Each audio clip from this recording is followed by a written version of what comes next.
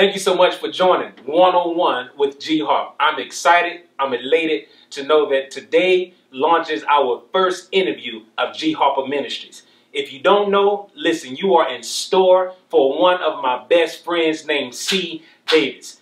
By way of Miami, Florida, now in Atlanta, Georgia, traveling the world, living out his purpose. Today you will find out what he went through, how he got to where he is today, and I want you to just take a few moments, sit down on your couch, and just listen to his testimony. You will not be disappointed. So without further ado, let me introduce to some and present to others my man, my brother, C. Davis. Do you go to your job with everything in your mind that you're going to do for 8 hours, sir? Okay, I'm gonna clean the fries, and I'm gonna make the fries. I cut the lettuce up real fine. I use my whole body when I cut the lettuce up. I'm trying to get this promotion. What's up, man? What's up, baby? All is well? All is very well. Good, man. Thank you so much for coming and joining. Man, my pleasure, man. My pleasure. Yeah. What's up? Ladies and gentlemen, I definitely want to let you know, as well as you, brother, we started a new entity with G Harper Ministries, and we want to interview individuals that are living their divine purpose. Ooh. All right, so that's one thing. So at the end of this interview, the viewers, they should take home. They should be able to realize, you know what? What is my purpose? After listening to what you are doing and how you conquered, they should be able to go home and realize, you know what, I need to get on my hustle. Absolutely. All right, but before we even dive into that, tell me, who is C. Davis? C. Davis. Man, C. Davis is a very, very serious brother, man. Okay. I take life very serious. I'm serious at all times. No, man.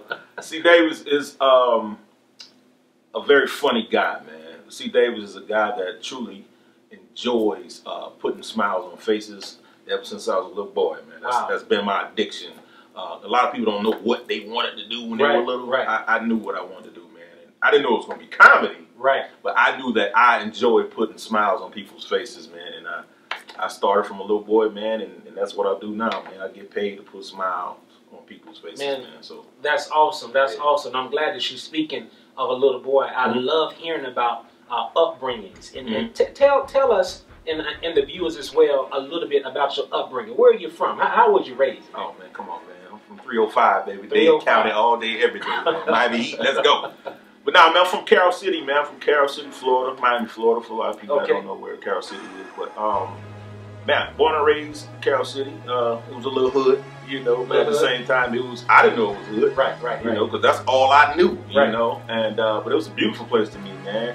It's a little more dangerous now than it was back then, man. But I was, you know, raised in a household where having fun was a part of life, man. It was a must, man. I came from funny parents. Yeah, my parents. My parents were hilarious. My dad was probably one of the funniest guys. On earth, man. He was a great storyteller, man. I put my dad up there with like Bill Cosby, bro. Yeah, man. Kids would come over. Yeah, man.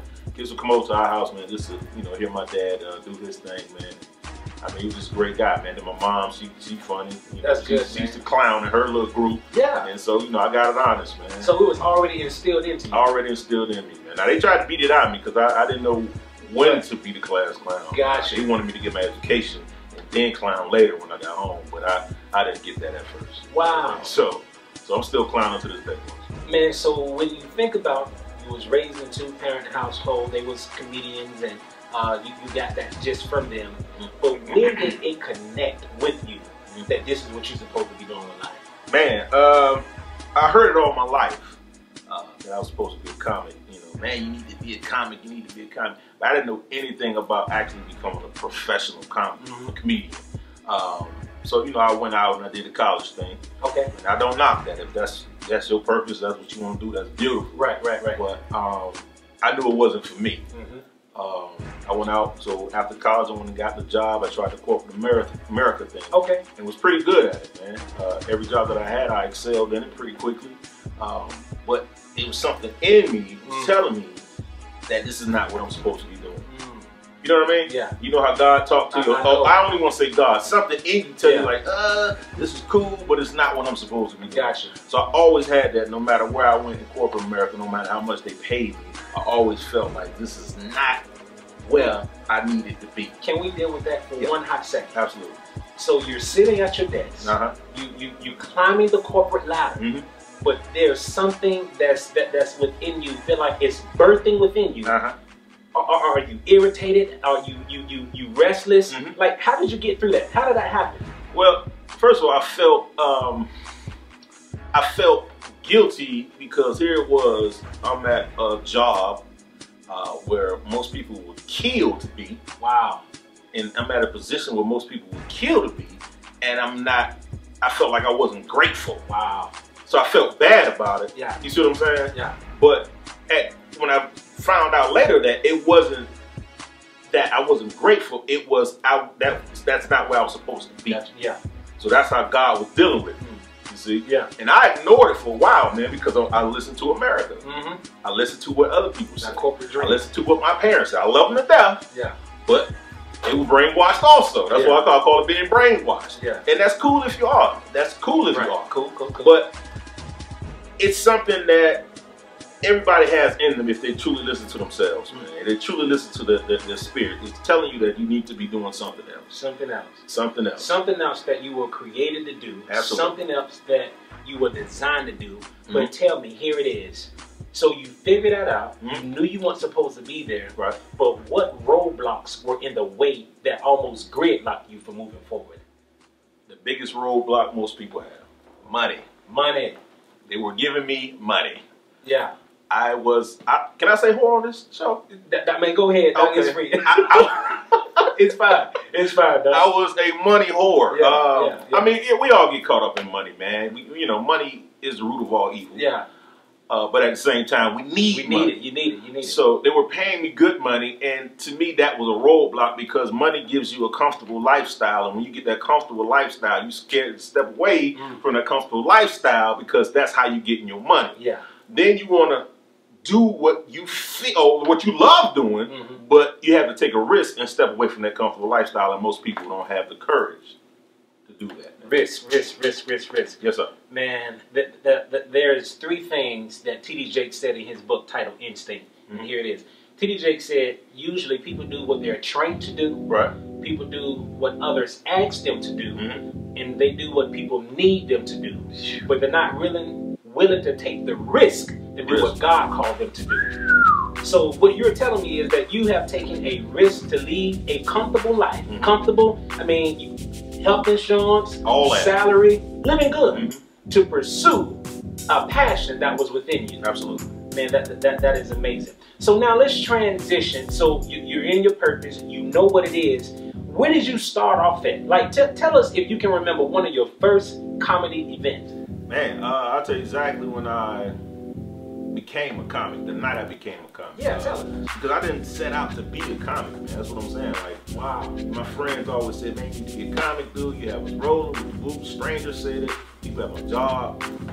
But I used to love going to comedy clubs. Yeah. And just watching other comics. I've just always been passionate about going to that. And I just thought that was powerful to see somebody on stage walk into a room full of strangers and make them laugh. And then have everybody know your name by the time you got on stage. I've always been intrigued by that. But I still wasn't trying to be a comic at that time, man. But it was my birthday, and a group of friends took me to a comic club, Improv down in Coconut Grove. They closed it down last year. It kind of hurt my feelings. But that's where C. Davis was birthed, man. Yeah. The host of the show was doing pretty bad. Okay. So he got a little frustrated. Yeah. I was like, oh yeah? Comedy is hard, man. Woo-de-woo. I dare anybody to come on stage and tell a joke. Right? Yeah. I didn't raise my hand.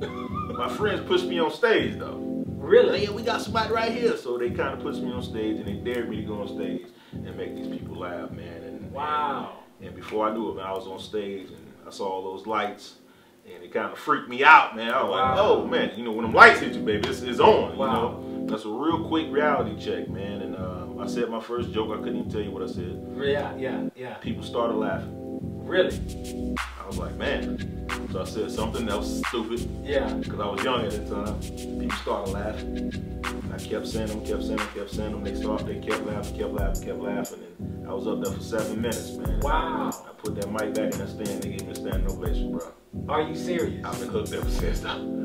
It's a high I've been chasing. Man, that was 10 years ago. 10 years ago. That was 10 years ago, man. Wow. And, one of the club owner saw me. He was like, man, you ever did this before? I was like, no, I never did. He said, man, you're a natural, man. That's where I got the name Mr. Natural from. He's like, man, you come out Tuesday, man. That's our open mic. You come out Tuesday. Let me see you do what you did again. Wow. I came out that Tuesday, and I bombed. I bombed say you killed, man. horribly, bro. And I was like, okay, yeah, this is real, man. Yeah. But it was cool that I got that high and I got that bomb. Yeah. Because I got both spectrums Yeah. of comedy real quick. Yes, sir. From the high point to that low point, man. So I said, you know what? I'm going to continue to chase that high point. Yeah. Once I got that bomb out the way, I was good, man. And I think that was like the last time I ever bombed, man. Like that. Man, tell us. So you in it, you know now you're going after your purpose. So what type of drive, what type of energy? Do you have to wake up in the morning and like, oh, I gotta do comedy? Or did it just wake you up? Did you wake up with a new energy? Like, you know?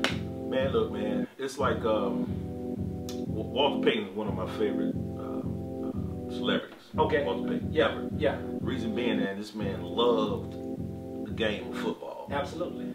And he loved it so much that he trained year round. He just didn't train like a lot of professionals train a month before they got to go to camp. Right. A lot of comics train the night before they got to go on stage. Absolutely.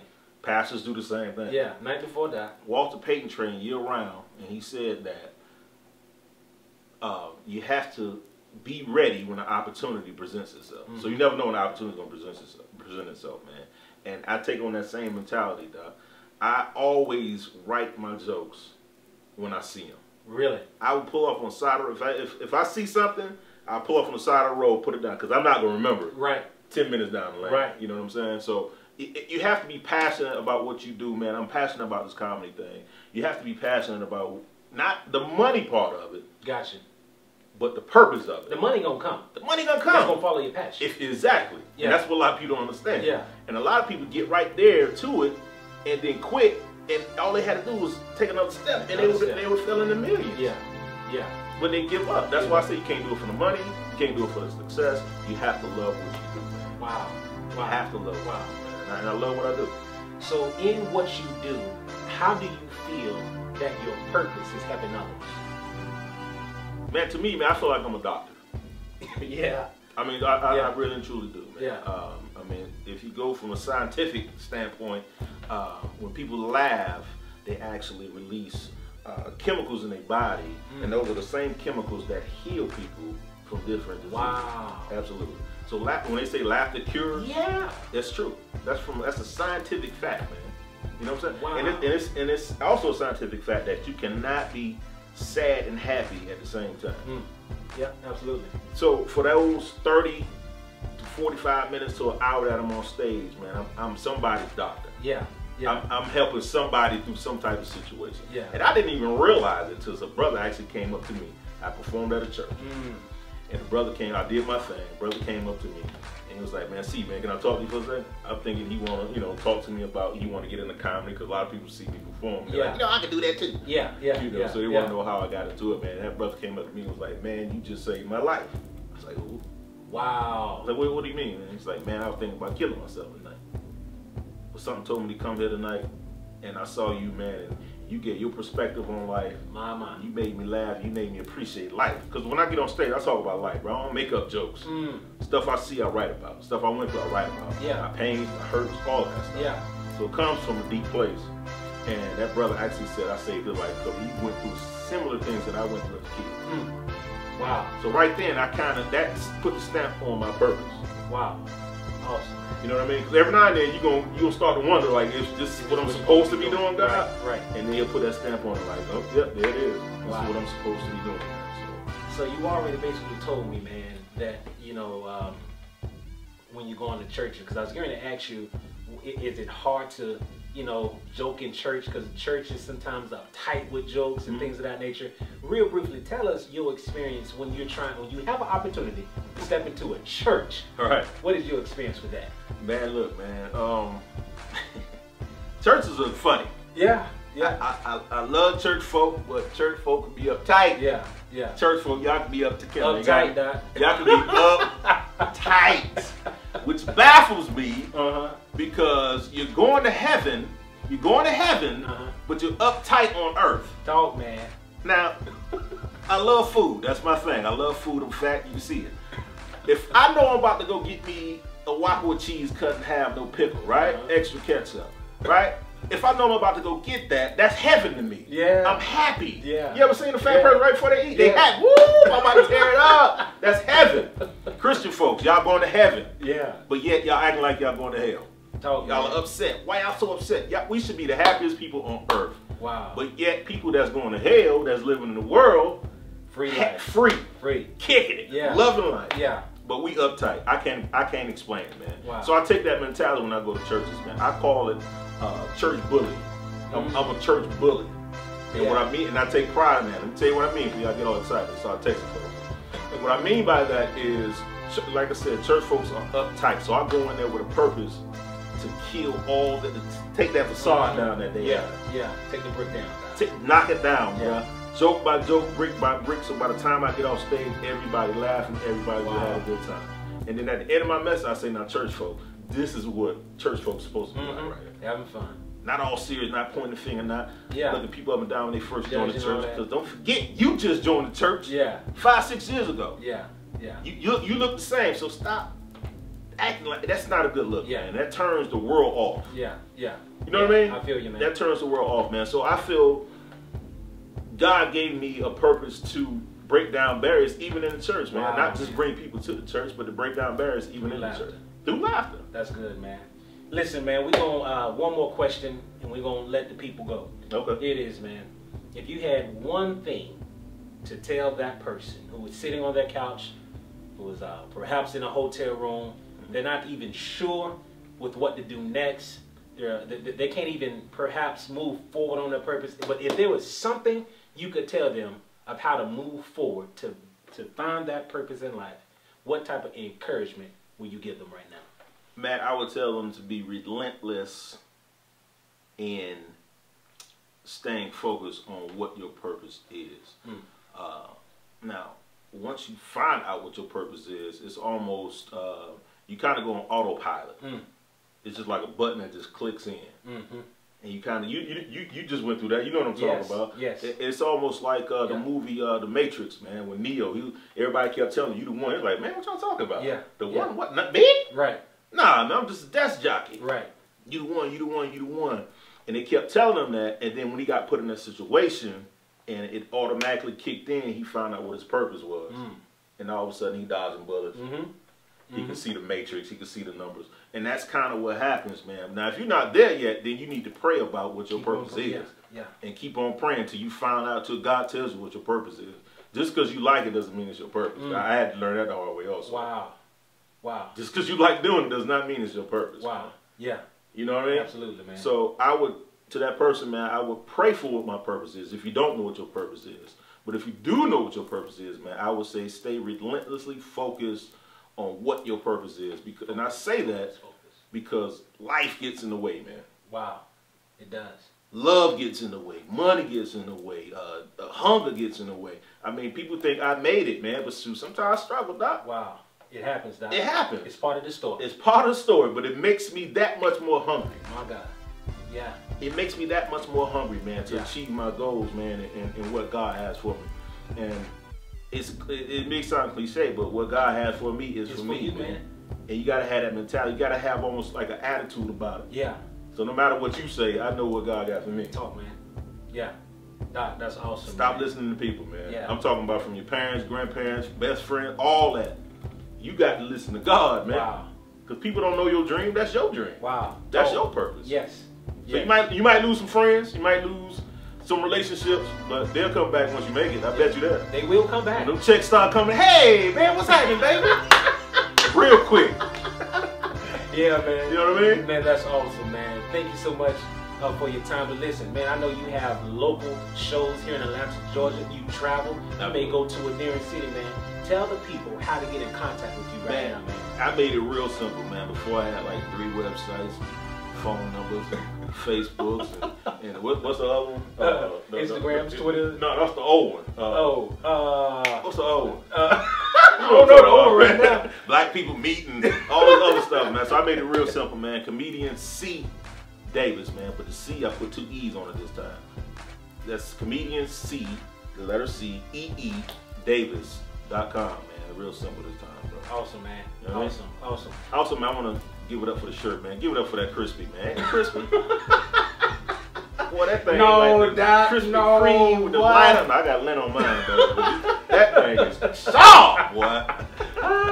I gotta make that G Harper money. Give me a crispy shirt. Listen, ladies and gentlemen, you've been live one-on-one that thing with me and C. Davis. Thank you so much for joining us. Make sure you support my boy, and you will not be disappointed. This is what G Harper Ministries is about. We are here to help people find their purpose. We're here to help encourage you. We're here to tell you, do not live the regular, mundane, everyday, just 9-to-5 life. If that's you, then that's fine. If that's your purpose. But God has something for you to do. And do not leave this world without finding your purpose. Until we meet again, we love you. God bless you. Stay relentlessly focused on your purpose.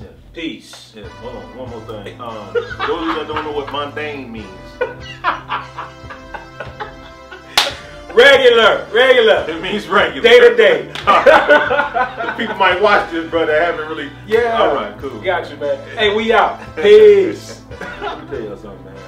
This is why I don't like to do shows with black folks, especially black men. You know, they feel threatened because I'm fat, but I'm good looking. Now, Gabe could have told me, G Harper could have told me, man, look how greasy. Come on, man. Ain't nobody said that. The cameraman, they say that these. That's why I don't like light-skinned dudes, man. Listen.